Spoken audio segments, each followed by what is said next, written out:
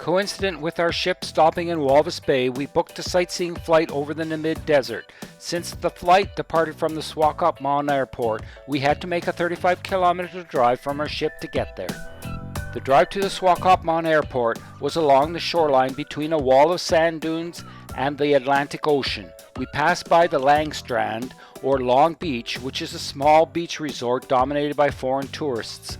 Along the shoreline were many local surf fishermen, while the tall sand dunes were being climbed and driven on by tourists in ATVs.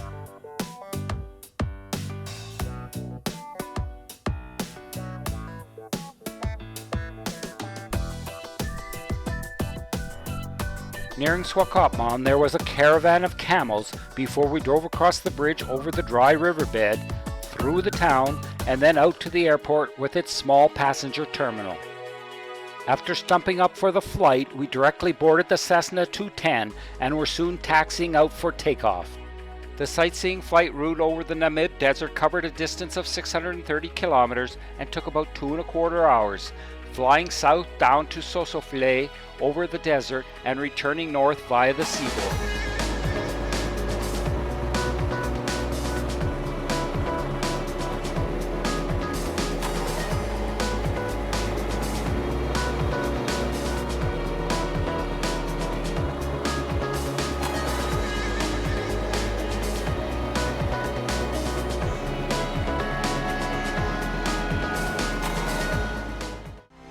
The Namib Desert near Swakopmund was the location for much of the movie Mad Max Fury Road.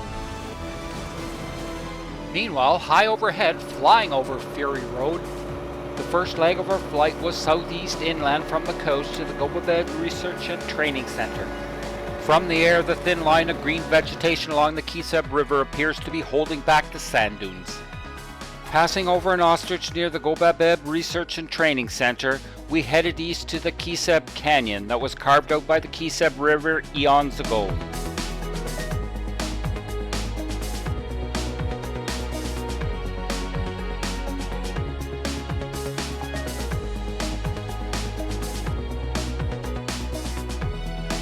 It was noisy and hot inside the airplane's cabin.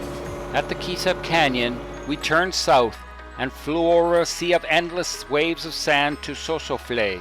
The changing shapes of the waves were fascinating, and the sand colored noticeably reddened, which added to the beauty. The halfway point of the flight is at Sossusvlei, an area famous for its giant dunes, white salt pans, and photogenic dead black trees.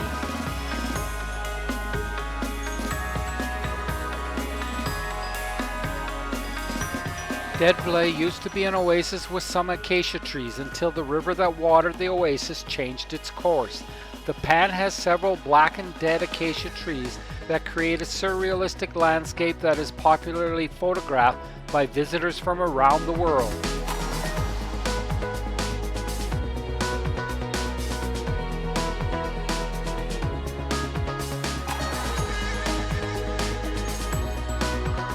At Sossusvlei, we turned northwest and flew towards the Atlantic seaboard.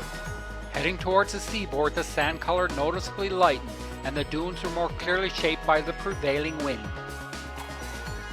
We flew over a couple of old diamond camps in the diamond picking fields that were abandoned in the early 20th century. These placer deposits of diamonds were deposited by ancient rivers transporting diamonds to the coastal desert strip. From the diamond camps, we headed north along the seaboard towards the shipwreck. Although it is a lonely coastline, we passed by several large Cape fur seal colonies.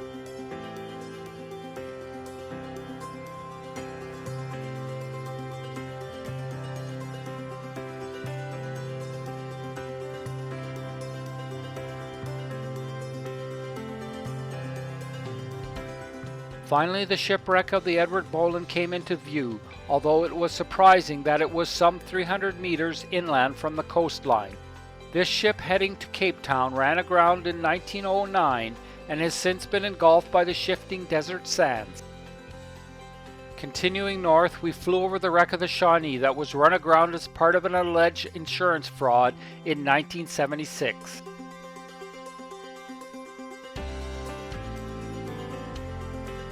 Continuing north, we were forced inland by coastal fog, but fortunately the fog cleared nearing the Walvis Bay Salt Works.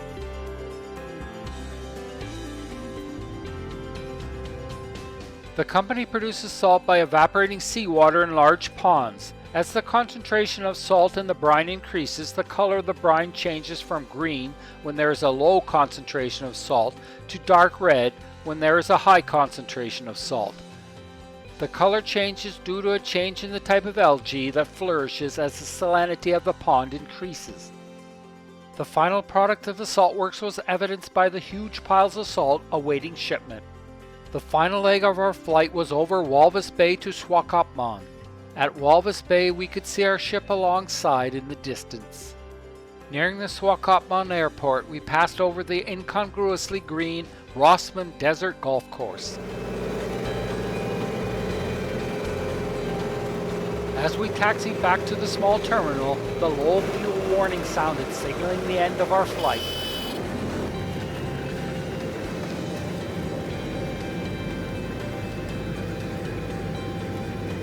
This scenic flight was a great way to see something of the vastness of the Namib Desert in the short time that we had available to us.